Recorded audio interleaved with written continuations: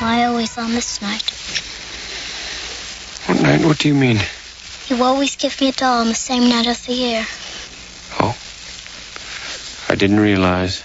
Tom Cruise plays the immortal vampire Lestat in Interview with the Vampire, one of the new movies we're going to be reviewing this week on Siskel and Ebert. And also coming up, new films with Ted Danson, Mary Steenburgen, and Tim Allen, and the 30th anniversary of Dr. Strangelove.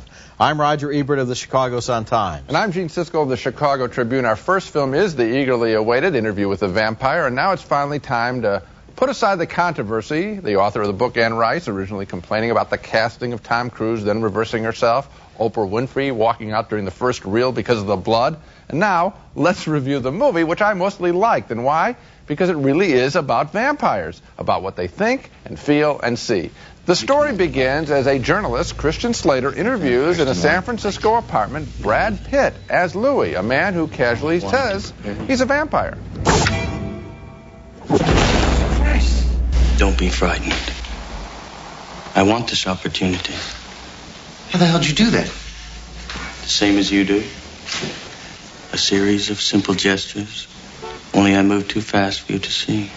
Louis tells his story as the film flashes back in time to 1791 Louisiana to introduce the vampire who first bit and transformed him. That vampire is named Lestat, and he's played by Tom Cruise. Cruise is a little hard to accept at first, but he settles into the part, or maybe we just get used to him. Do you still want death? Or have you tasted it enough? Enough.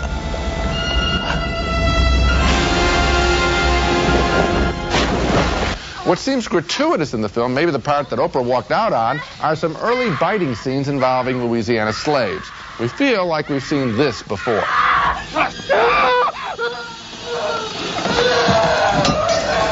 Another key character in the film, a young girl, a plague victim restored to life, the life of a vampire by Lestat.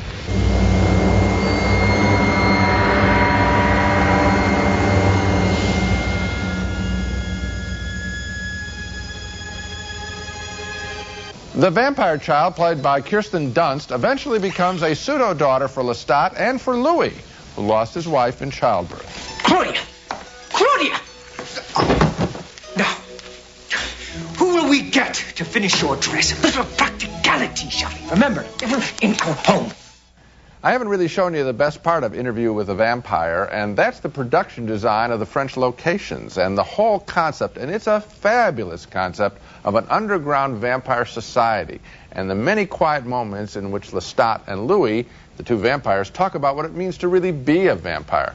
This is an ambitious film by Crying Game director Neil Jordan. He's trying to encapsulate both the movie myth of vampires as well as the passion, the human passion of Anne Rice's psychological approach. And he mostly makes it all work. Yes, he mostly does. And I agree with you about those scenes in Paris, especially that underground catacomb set. Fabulous. Which, you know, one of the reasons we go to the movies is to occasionally see something that really, it makes your jaw drop. And that scene is just wonderful because it implies, in a sense, this ancient society of vampires and how long this has been going on. Sure. I think probably like Tom Cruise more than you did. It wasn't that I had to get used to him. I saw him. The first time I saw him, I said, well, it is Tom Cruise. But on the other hand, he did a wonderful job of looking like Lestat and acting like Lestat. And I think this is an actor who is so clean-cut in his everyday image that whenever he does something like this, we're almost saying he can't do it, and then he pulls it off. I think he's an extraordinary young actor. Oh, I think he's a terrific actor. I'm just saying, I felt I saw him